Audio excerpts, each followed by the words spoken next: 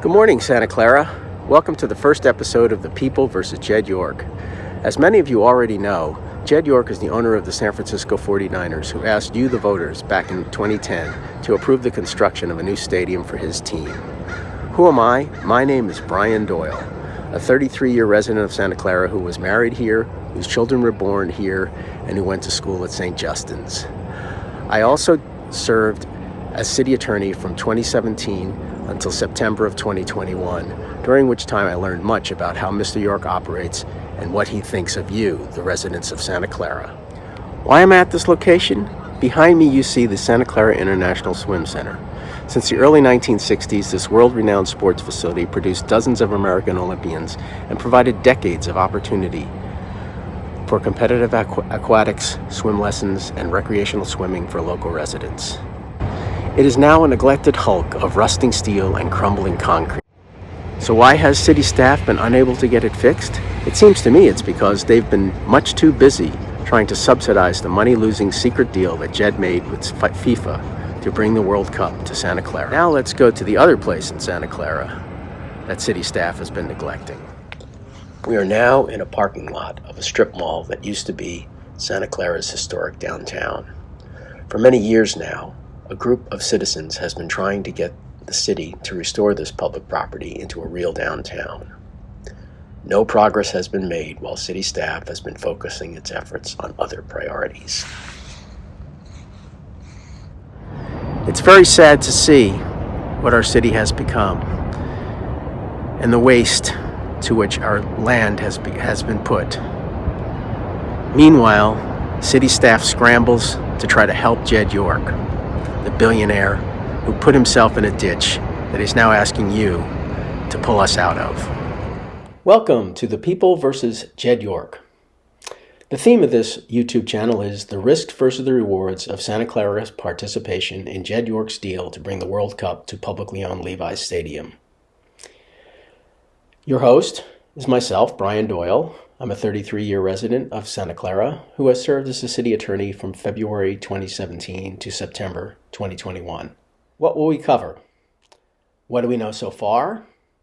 What do we still need to know? And what is the best way to balance the risks and rewards of moving forward once we have all the information? This first installment is about the fact that the public has been completely left out of this deal. Staff has even admitted in its list of stakeholders that nowhere is the public present, although they have been planning this event with many other people. What do we know so far about the risks to Santa Clara of holding the World Cup here? It will require at least $15 million worth of city services.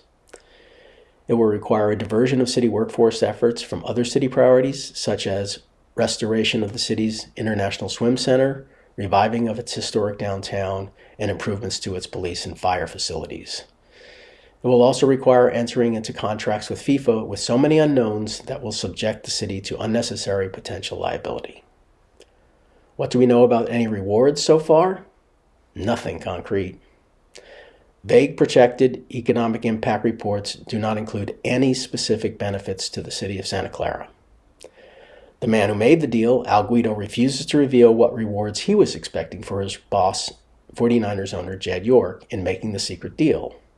He doesn't even show up to explain the deal to council at public meetings. This channel will explore in detail the great risk that the city staff has put the city at by negotiating in secret with the 49ers and with FIFA for more than 2 years. It is now very clear that the 49ers CEO Al Guido breached the terms of his management of Levi Stadium by booking a money-losing event that will require a minimum of $15 million in public safety costs. This was the figure that was given at the December 10, 2024 study session. Given the recent events in New Orleans, it would seem that staff's estimates of necessary public safety costs are much too low. It also appears that this breach constituted a violation of state conflict of interest law. Based upon what we know from their public statements, it appears that city staff wishes to reward the 49ers' bad acts by subsidizing the World Cup events using public dollars in the form of stadium authority revenue. Staff's proposal which has been negotiated in a back room with the 49ers, is fraught with risk. It creates potential liability for the city for the 49ers' misrepresentations to FIFA. It also puts the city at risk of not receiving the revenue that it will require to provide the services necessary to hold these events. So how do we minimize the risk that city staff currently wants to place the city under? First, city staff has got to stop the cover-up of how this deal was made. So far, the public has no idea of what Jed York CEO Al Guido told FIFA about how the expenses of the World Cup would be financed. Despite this complete ignorance of what was promised, city staff appears to be prepared to tell FIFA that Santa Clara accepts the deal, so long as FIFA agrees to look to a nonprofit that the 49ers manufactured to finance the cost of holding the event. Staff has admitted that this is something that FIFA has never agreed to before. What could go wrong? Santa Clara staff should stop shielding the 49ers deal with FIFA. Instead, they should call the deal what it really was: a breach of contract by the 49ers for booking yet another money loser. Instead of agreeing to subsidize the loss with public dollars, Santa Clara should insist that Jed York make the city and stadium authority whole for the financial loss that he negotiated. Instead of signing any agreements with FIFA, Santa Clara should amend its lease with the 49ers to allow them to enter into a deal directly with FIFA for the use of Levi Stadium for the World Cup. This amendment should be accompanied by an ironclad agreement with the 49ers team to fully reimburse the city for every last penny that the city has expended in an effort to bring the World Cup to Santa Clara, including every expenditure made by the stadium authority.